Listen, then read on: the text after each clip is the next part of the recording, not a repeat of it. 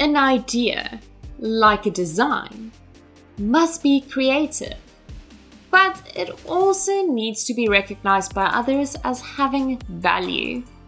For our designs to be successful and relevant, we as fashion designers need to be aware of the trends, the market, the consumer's interest, innovation, and technology. Research is thus vital to any design process as it provides you with the foundations on which you can build and develop your desired creative outcomes.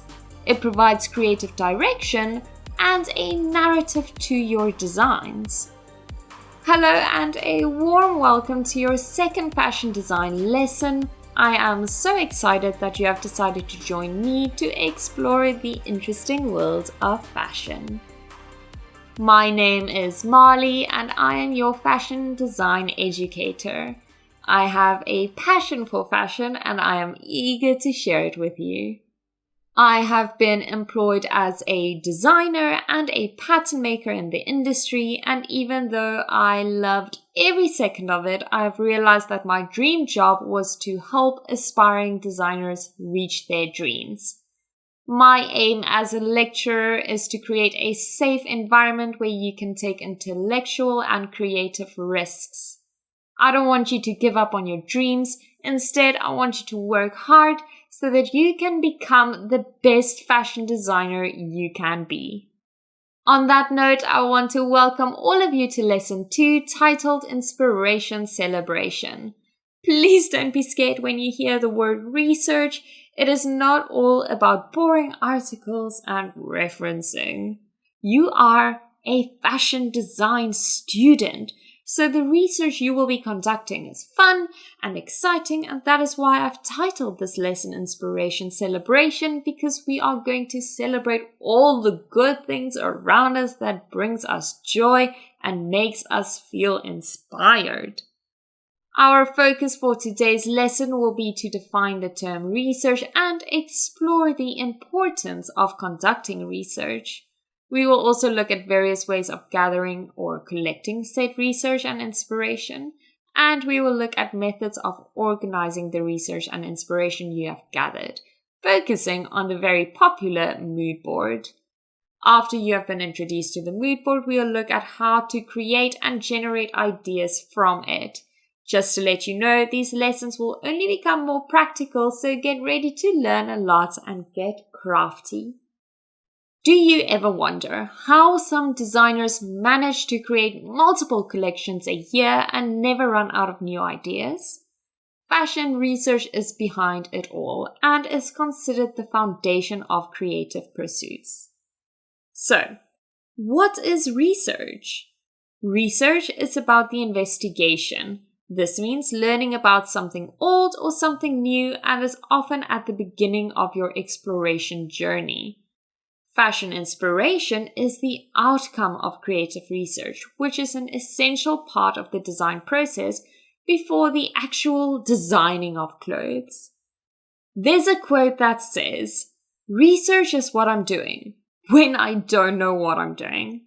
And that is exactly the purpose of fashion research, to guide you during the design process. But that is not the only purpose of research. For a fashion designer, the main purpose of conducting research is to inspire the designer. It is a way to stimulate you and guide you into new design directions. It is very much a personal journey and a way to show others how you think and see the world. This is extremely important because you want to differentiate yourself from other designers. As you explore your inspiration and compile your ideas, you will begin to see design directions evolving. Talking about things evolving, fashion is ever evolving, and designers are expected to almost reinvent the wheel every season. Because of this pressure of constant change, designers need to dig deep and find new ways of interpreting the changes in fashion into their designs. This means you are always on the hunt for new forms of inspiration to feed your creativity during the actual designing phase. For fashion, there are 3 types of investigation. visual, tangible, and market research. By undertaking all three of these research types, you will have a much stronger foundation upon which your designs can be built. Let's break the three research types down a little bit more. Visual research or inspiration will help you set the mood, concept, or theme that is essential when developing an identity for your design work. Tangible or practical research is something you can actually touch. Examples of tangible research include the sourcing of materials for your design like fabric, fasteners, and trims. The third is market research, which is perhaps the most important one, and it relates to the consumer and the market for which you are creating your designs. It is essential to explore who you are designing for and understand their interests and lifestyle. Observing and studying political climates, global changes, and social trends will enable you to create fashion for a specific target market, making you a more relevant designer. During this phase, you will also need to look at your competitors to find a gap in the market you can fill. Essentially, your role as a fashion designer is to take the research you have gathered and use creative thinking techniques to come up with interesting designs. Now, to come up with interesting designs, you need to be creative. Do you agree with this statement? This statement is not true. Creative thinking is a skill that you can develop by studying and applying creative thinking processes. For those who already consider themselves quite creative, these creative processes will also help you move past creative blocks that often pop up. Lucky for you, I have created a bonus lesson on what creative thinking is and how you can improve and boost your creativity. If you ever feel a little bit lost and not inspired during this course, I recommend you re-watch this little bonus lesson as it will help you unlock your true potential. When you purchase the toolkit, you will get access to all of these amazing resources, such as your summary notes, which is basically like a little textbook containing the content discussed in the lesson, your webinar slides, and bonus content, which includes fun fashion templates and guides like how to become a fashion designer or what is creative thinking. Now that we know the importance of research during the design process, it is worth taking a look at how to actually gather the research and inspiration. Research gathering is the collection of inspiration from a variety of sources. So, in other words, it is your exploration or investigation. Your research process will usually start with collecting as many ideas as possible and focusing your research as you go along. Where do you think is the best place to gather research and inspiration? The library, the internet, or outside in nature? This was a little bit of a trick question because they are all correct. Inspiration can come from anywhere. Honestly, no list can ever provide every source of inspiration. And you as a designer will also start to develop your own sources of inspiration and draw from personal life experiences. I know it sounds a little bit strange, but I often design in my dreams. Although there is no limit to where inspiration can come from, I am going to list a few of the most popular sources that designers and artists use to draw inspiration from. Art is a great source of inspiration and also a great way to study things like color, expression, and composition. Magazines cover the latest fashion trends and artists while also providing overviews of past and modern movements and critical theories. Movies, TV, and film. There has always been a close link between film and fashion, and it can inspire through amazing visuals and storytelling. Architecture is a great way to see solutions to problems of using space. Architecture is also an explosion of line, color, and historical elements to inspire the designer. Music is also quite interesting. Music and the spoken word or poetry kind of go together and is really a great way to study emotion, rhythm, and flow. The runway and fashion shows are like the crystal ball of fashion. It is the quickest way to gain insights into what people will wear for the current and next season, especially when it comes to shapes, fabrics, and colors. Taking inspiration from historical fashion is a great way to infuse something old with something new. The internet is a source that almost covers all of the above. And the outdoors is the foundation of everything. When inspiration dries up and ideas stagnate, a walk outside can invigorate creativity. The key to having an endless stream of inspiration is to diversify your sources to develop ideas and designs in a variety of ways. You want to open yourself up to as many experiences and sources as possible. So, now that we know what research is and how it can provide value to the designer, and where you can find inspiration, can anyone tell me what it means to organize research and inspiration? Well, do you have an answer? Let's see if you are correct. Organizing your research is simply creating a space to store your inspiration so that you can refer back to it when you want to use it for idea generation. There are many ways of storing research and information, which we will discuss in the next slide. You can create a folder, either a physical folder or a digital one on your computer, filled with your images that you like. You can also create a folder on your phone with a mixture of photos sourced online and the ones you took yourself.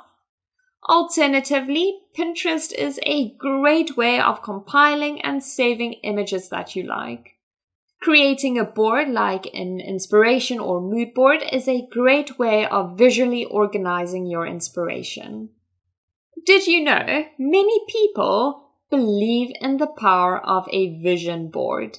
A vision or dream board is essentially a physical manifestation of your goals and one of the best ways to put the law of attraction into practice. Oprah Winfrey was so amazed by the power of a vision board that she even created her own program to help other people create their desired reality. Have you created a vision board? If yes, please share your story with me and the class on the Shaw Fashion Design Facebook group. Similar to the vision board, a mood board is just as powerful. Have you ever tried to explain a design idea to someone but found yourself struggling and searching for the right words to convey it successfully? A mood board can be a great tool to use when presenting your creative concepts or designs. A mood board is a visual tool, either physical or digital, that communicates your visual ideas and concepts. This visual tool is a well thought out and planned arrangement of text, colors, materials, and images intended to evoke a concept, or in your case, design. It really serves as a fundamental transition between an initial thought and your first draft. The mood board has many purposes, like the following points. It establishes a strong foundation and is a great starting point as it is a way to focus your ideas and help to define your project. It helps to solidify, clarify, and express your vision. It will also help you explore your own design style. And it makes collaboration easy. As we know by now, it is a great communication tool to express your visual ideas to others. The famous quote, "A picture is worth 1,000 words," is very relevant when it comes to boards because sometimes the clearest form of explanation is through visual examples. This is probably because the majority of the population are visual learners. Keep this in mind when working for a client. This allows clients to get an idea of your concept and the results, and allows everyone to get involved in the direction of design before too much work is done. Also, it is a great way to avoid any misunderstandings. As with many design processes, there are useful steps to follow to make the creation of your mood board as seamless as possible. Before we look at these steps, it is important to mention that these steps are only guidelines and that breaking the rules every now and then will give you even more creative results. Step 1. Vision, concept, or theme. Themes are great because it lets your imagination roam, it stimulates you creatively while also keeping you focused on what you can add. Without a concept or theme, you may find yourself struggling with the design process and find it difficult to create a collection with a common thread running through it. Several approaches could drive your theme choice, like your narrative. That is when you are creating a story around a character or a target market. Conceptual. This could be based on the exploration of various sources that are united by a common thread. This could result in the development of texture, color, and shape for your collection. Abstract. This is when you work with a word like cubism and translate it into a series of designs. This could also be the starting point of further exploration of your research. Step 2 is to pick a style. Choosing one unifying style can make your concept look more put together, clean, and professional. So, instead of having lots of different themes and colors floating around, try and narrow it down. If you have a focused mood board, your designs will also be more focused and reflect the theme of the mood board better. It also makes it easier to read. The images, text, and materials collected represent your thoughts, and when put together, it will tell a story and show your style. You need to make sure that the way you are presenting it tells the right story. The way you are creating the mood board also depends on the style of the board. There are 2 ways of creating a mood board. You can either create a physical one or a digital one. For those who like to keep it traditional, you might prefer to create a physical mood board by hand. This you can do by sourcing images from magazines, photos, print images from online sources, or incorporate drawings. Creating physical boards is great, especially if you want to incorporate tangible elements like textiles, trims, or notions like buttons. This method does require more time though, as you have to source, achieve confidence in the choice of image, and prepare that image for the board. It is also more expensive and time-consuming, but can create more impact with the use of physical objects. Modern-day technology provides us with the tools to create amazing boards on our computers and phones. Digital mood boards usually don't take as long as physical ones or traditional ones because of the large number of good quality images available and the simple but effective programs that we can create the mood boards in. These boards are also quick and easy to change and improve. Although it sometimes does not have the same impact as a physical board, it is oftentimes neater with interesting image effects. You are more than welcome to mix traditional and digital methods. This way you use each method's strengths to offset the weaknesses of each method. It is the best of both worlds, really. Step 3 is to research and use your sources of inspiration. As mentioned earlier in the lesson, now is the time to research and explore your concept or theme. Using a variety of sources relevant to your concept or theme is key and will boost your creativity and open more avenues for design. Step 4 is content. Mood boards are not only about images, so try and include a variety of elements to convey your message more effectively. Let's look at some elements to include. Text can be a great way to communicate your idea in more detail and add an extra explanation. When adding text, it is important to choose a font that goes with your overall style and concept. Shape and structure. Determine the shape and structure of garments, and this can be as specific as an actual garment or just a collection of lines or organic material. Color is an important aspect to consider, and by incorporating your color palette, you can easily tie all the elements on the board together as they should correlate. Tip: research color trends. Through the incorporation of textiles, you will provide more than just visual stimulation and add depth to your research. Another tip is to explore textile trends and fabric manipulation techniques. It is true what they say, the devil is in the details. The details you use are as important as the other elements and can make your design stand out from the rest. Inspiration for the finer details can be collected from a variety of sources, and it can be as broad as nature or organic shapes, or as specific as fastenings or details used on a garment such as buttons, zips, or feathers. Historical references. Now, this can provide a treasure trove of information regarding tailoring, shape, and textures. It also provides you with the opportunity to reimagine designs. Following and applying trends to your design process will make you a more successful designer and will allow you to compete with massive retailers. Step 5 is your layout and composition. This is the fun part where you are encouraged to play a little bit. Experiment and move the images around the board to create different compositions until you are happy with what you have. One tip: avoid an unfocused and cluttered mood board. Too many ideas can in turn actually produce less inspiration, so keeping your focus is key. Related images or ideas can be grouped together using borders to organize the layout of your board. Playing with scale is also a great way to indicate the importance of the element. Your style will determine your layout, so choose one that best combines and represents your elements. The two main layouts are geometric boards and organic boards. This is an example of a more organic layout, where this one is more geometric.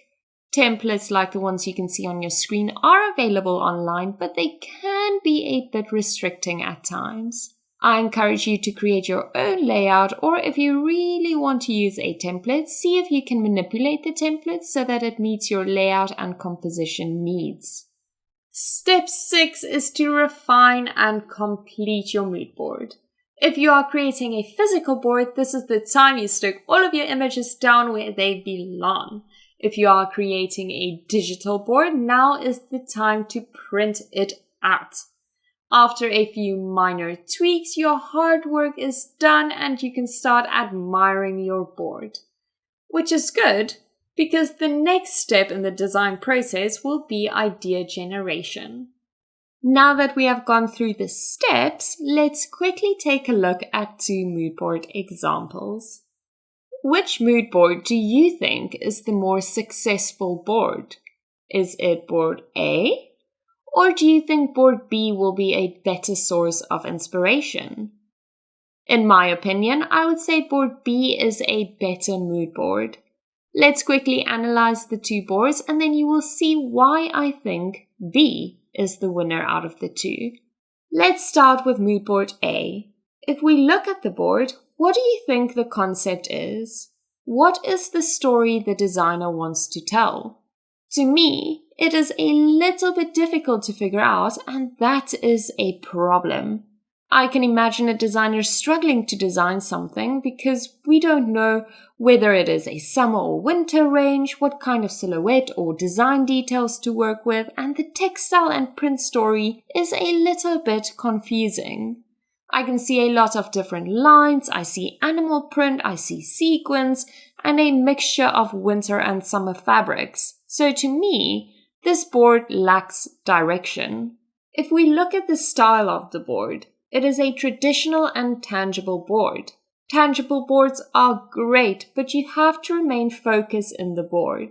Now, if we look at how the creator of the board conducted research, you can see there was a lack of focus. The board will thus not help the designer create a cohesive fashion collection. A variety of different visual elements are great. Unfortunately, there is not much of a variety on this board.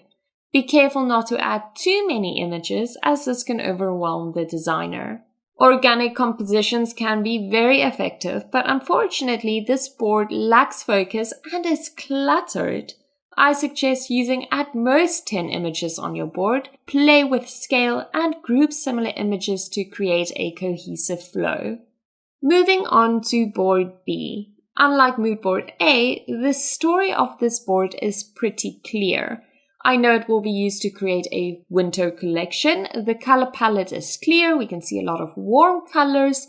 There is a lot of contrast, and the lines on the cups and the flowers indicate that this will be used to inspire a more feminine design. Do you agree? This is an example of a digital board. It looks professional and all of the images are of high quality, which is great. When it comes to research, all of the visual elements tell a cohesive story, and this will really guide the designer through the idea generation phase. Here we see a great use of different types of visuals, and I find it quite inspiring. I can look at this board and come up with a design, something I can't do with mood board A. The variety of images are inspiring, and they are not too little or too many images. Geometric layouts like this one tends to look more professional, but it can often lack some creativity. With that being said, I think this is a great example of a focus board. I like the way the different images are grouped, and I like that there is a difference in scale that indicates importance of images. I hope that looking at these mood boards and comparing them opened your eyes a little bit, but I do have some amazing mood board tips to help you even more. We are all different, right? And that difference and originality shows in your inspiration sources, meaning different things inspire different people, which results in different designs. Designing something that already exists defeats the purpose of design, and honestly, it is a little bit boring. This is another reason why we add a variety of elements into our mood boards to avoid the urge to copy. Your research should always be broad-ranging and in-depth, enabling you to innovate rather than to simply imitate. The design is about using one or mixing the elements from your board to create fresh and original designs. Now, this process of creating a mood board takes a bit of time, so be patient and enjoy the process.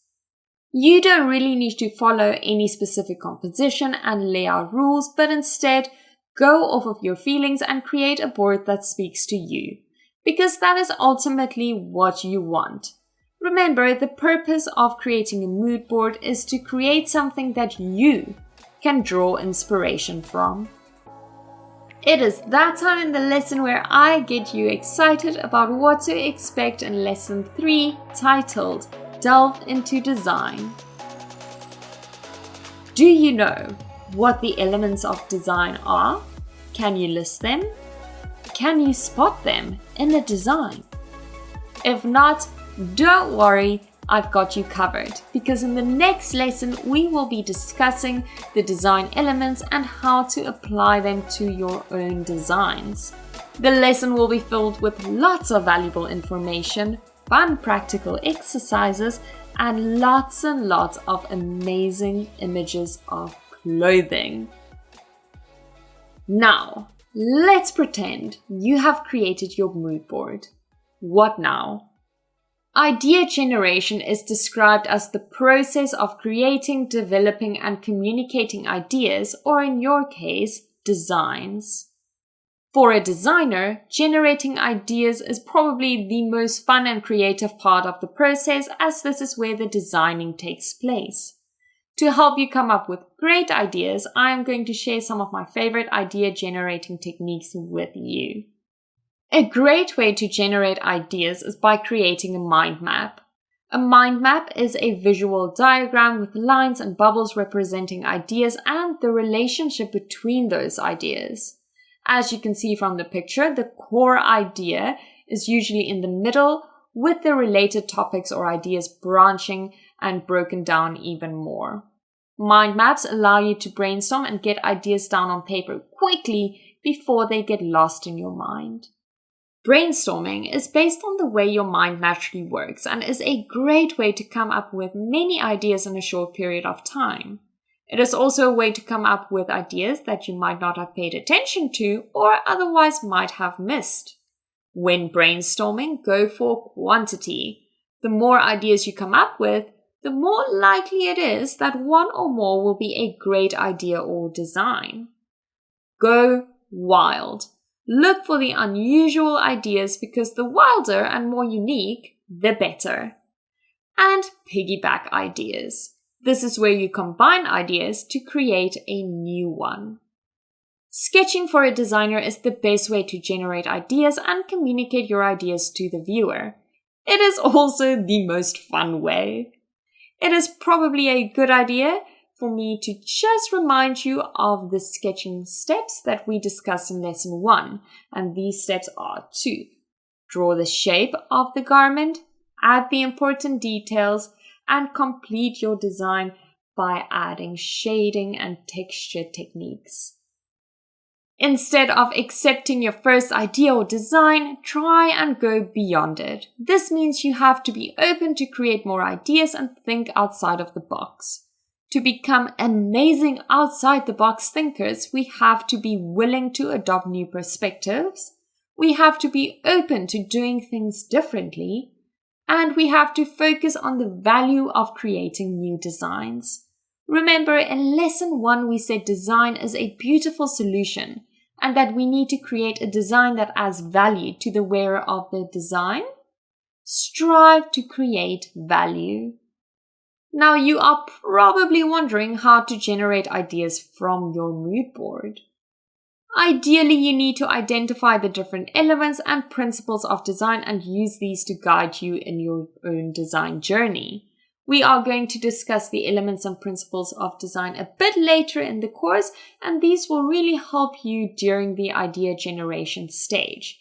But even if you know nothing about these mysterious elements I am talking about, you can still use the mood board as inspiration by just studying it and looking at it and looking at different lines and how you can incorporate that into your design, looking at the color scheme, looking at different types of texture. By incorporating these little details, you can really transform a simple shape into something amazing and an interesting garment. Research is fundamental. But it does not have to be boring. Research allows the designer to focus on inspiration and generate ideas from inspiration. One great way to generate ideas from research is by creating a mood board. Creating a mood board should be a fun process, and it is a good way of getting your early ideas on paper in an interesting and inspiring way. For this lesson's challenge, I want you to collect some research and inspiration and organize it into a mood board any way you like. I also want you to use the drawing techniques you've learned in lesson 1 and design a garment using your board as a source of inspiration. As always, I would love to see your masterpieces, so please share it on your favorite social media platforms, tag Shaw Academy, and don't forget to use the hashtag #ShawFashionBoard. You are also more than welcome to share your work on the Shaw Academy Fashion Design Facebook page. After every second lesson, you will have access to your lesson assignments. These lesson assignments do not count for marks, but it is a quick and fun exercise to test your knowledge. Please give it a try and let me know how it went. Remember, if you have any questions, please ask Morpheus. If Morpheus does not have an answer for you, please email us at support@shawacademy.com and we will get back to you. We are here to help you reach your goals, so please reach out to us when you feel the need. Well done for completing lesson 2 of module 1 in fashion design. I hope you feel inspired to create your own mood board and start designing from it. I hope to see you back here for lesson 3, Delve into Design. When I was a student, I thought that by focusing my research or my source of inspiration would make me a less of a creative designer, because I would have to work with what I have and, in a way, give up my design freedom. I understand why some might feel the same, but focusing your research will actually make you more creative. Why? Well, you will have direction. You will be forced to be creative while staying focused.